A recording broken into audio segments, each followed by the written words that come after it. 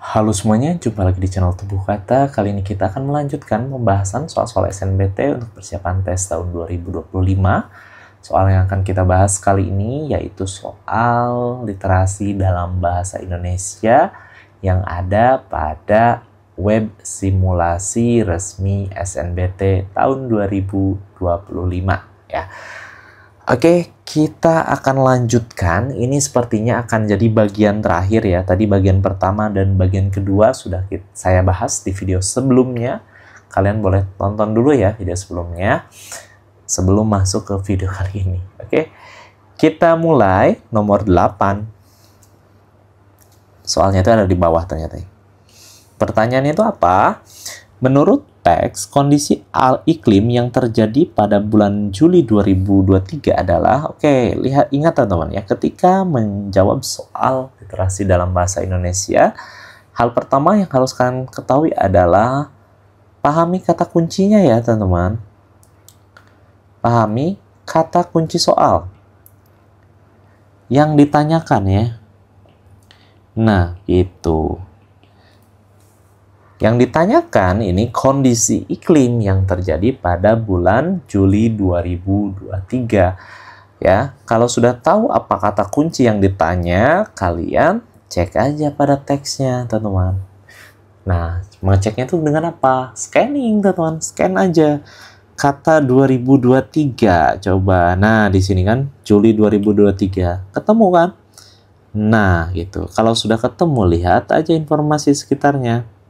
Ya, apa katanya? Bahwa bulan Juli 2023 adalah bulan terpanas yang pernah tercatat. Nah ini datanya ya, menunjukkan rata-rata suhu bumi berada 1,5 derajat Celcius di atas rata-rata suhu global sejak era pra-industri.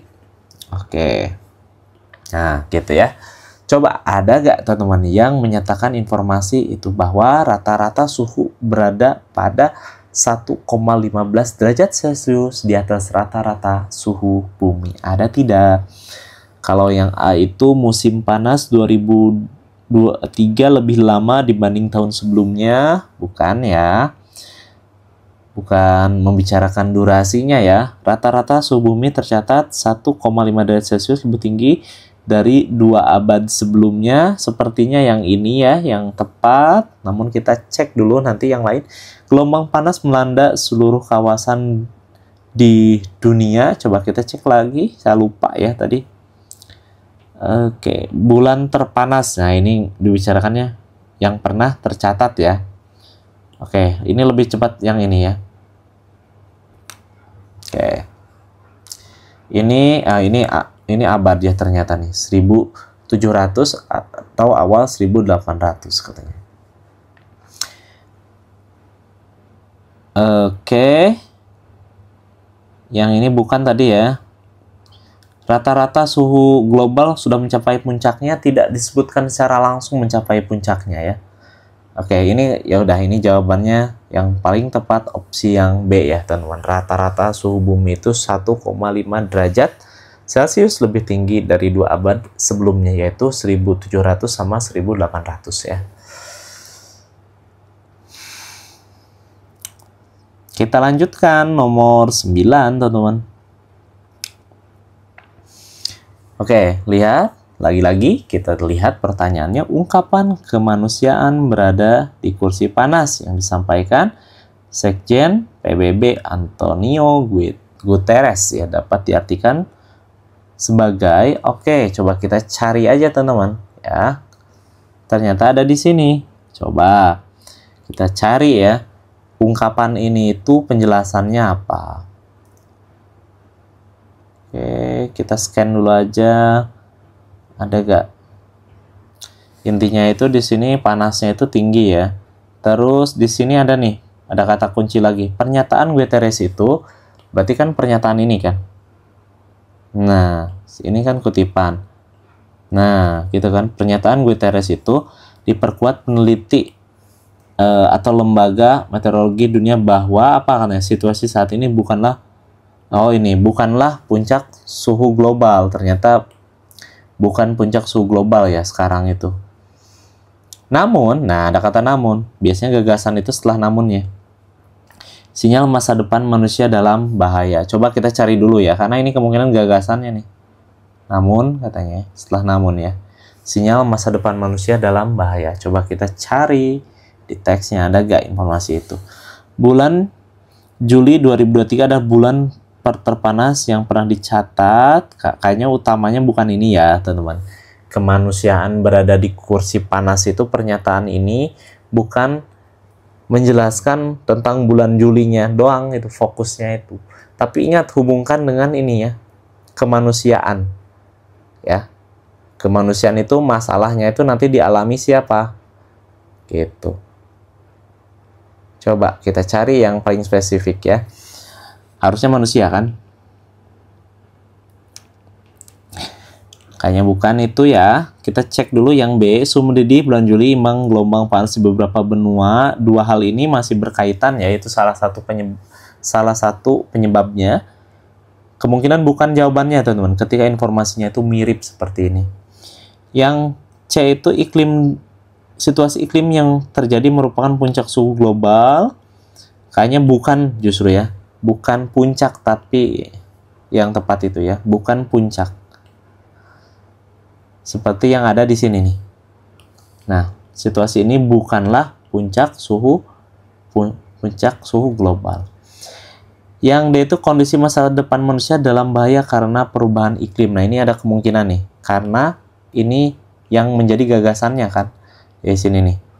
Namun sinyal masa depan manusia dalam bahaya ya. Gara-gara apa? Ya tadi si gelombang panas tadi itu berarti perubahan iklim kan. Berarti ini kemungkinan jawabannya yang paling tepat. Yang E, adaptasi perubahan iklim meminggirkan manusia yang terimbas. Itu salah ya. Ini jawabannya berarti opsi yang D. Oke, seperti itu teman-teman ya.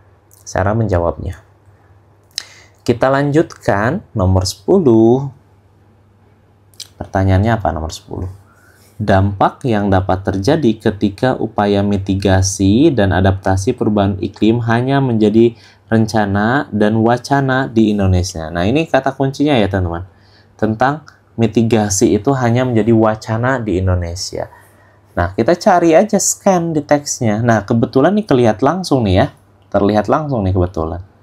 Nah, di Indonesia ini kan kata kunci yang ditanyakan tadi kan. Ya. Oke, kita lanjutkan baca ya. Nah, aksi nyata terpadu harus dilakukan agar risiko kerugian terhadap dari perubahan iklim diperkecil katanya. Jika tidak, kita akan semakin melihat petani harus menjerit gagal panen, nelayan kian jauh melaut, dan bencana hidrometeorologi kian semakin memakan korban. Nah, jika tidak kan, ini kemungkinan kalau si perubahan tadi itu hanya menjadi wacana ya. Yaitu apa? Kita semakin melihat petani itu terus menjerit ya karena gagal panen, nelayan kian jauh melaut, dan bencana hidrometeorologi. Nah, tinggal cocokkan aja dengan opsi yang ada. Yang A itu pemerintah harus membangun lembaga kursus untuk melindungi masyarakat miskin. Ini jelas bukan. Yang B, masyarakat semakin terpinggirkan dari kebijakan penanggulangan perubahan iklim. Ini bukan juga. Pemerintah menyewakan lahan kosong di daerah perbatasan. Ini bukan. Produksi pertanian dan perikanan menurun. Nah, ini kayaknya ya. Akibat cuaca yang tidak mendukung. Negara lain juga dapat melakukan penundaan. Ini bukan. Nah, ini jelas yang D ya sebagai jawaban. Seperti yang informasinya dinyatakan di sini. Begitu teman-teman ya. Jadi ingat, ketika mengerjakan soal literasi kan pahami kata kunci yang ditanyakan. Terus scan. Ada di mana kata kunci tersebut. Lihat aja informasi setelahnya. Isinya tentang apa. Begitu. Harus ingat ya. Informasinya itu usahakan cari yang tertulis dulu pada teksnya ya kalau soal literasi.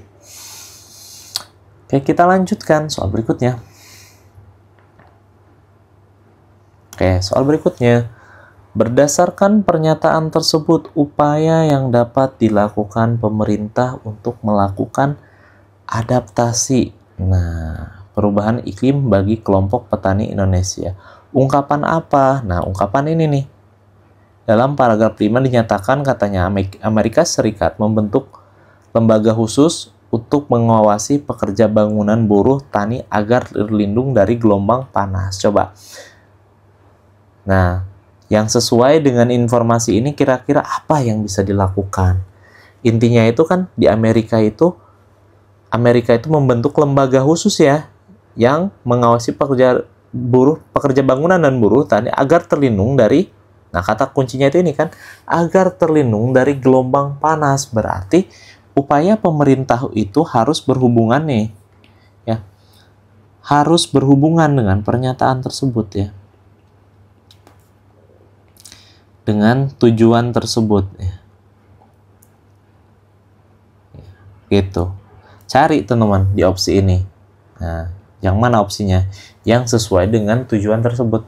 Opsi yang A, melarang pembukaan lahan, ini bukan ya, bukan tentang itu kutipannya. Yang B, memberikan subsidi pupuk kepada petani agar hasil panen meningkat, ini juga bukan. Yang C, menyediakan lahan yang subur dan cocok panen, ini juga bukan. Yang D, menyosialisasikan penggunaan alat pelindung diri ketika bertani. Kayaknya ini ya jawabannya. Kita tandai dulu. Yang E, membangun sarana irigasi agar kebutuhan air, ini bukan. Jelas, berarti jawabannya yang D. Oke, begitu. Dan ini nomor terakhir ya, nomor 11. Oke, mudah-mudahan kalian pahami. Saya sudah bahas nomor 1 sampai nomor 11. Soal yang ada di web SNPMB. Mudah-mudahan menambah pengetahuan kalian, menambah rasa pede kalian ketika mengerjakan soal-soal literasi.